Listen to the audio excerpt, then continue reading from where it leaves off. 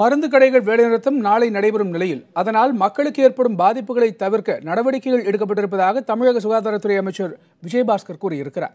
அரசின் வேண்டுகோளை அடுத்து மருந்து கடைகள் மாலை 6 மணிக்கு திறப்பதற்கு பதிலாக மாலை 4 மணிக்கே திறக்கப்படும் என்று அமைச்சர் தெரிவித்தார்.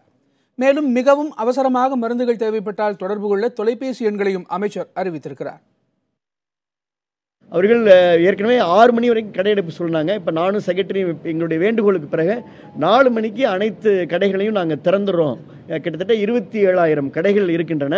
4 மணிக்கு 27,000 கடைகள் திறக்கப்படும் என்று சொல்கிறாங்க. யாருக்காவது பொதுமக்களுக்கு, நோயாளிகளுக்கு இல்லை ஏதாவது அவசர சேவைக்கு எமர்ஜென்சி ட்ரக் வேணும்னா அவங்க அசோசியேஷன் சார்பில் ஒரு தொலைபேசி எண்ணை கொடுத்துருக்குறாங்க.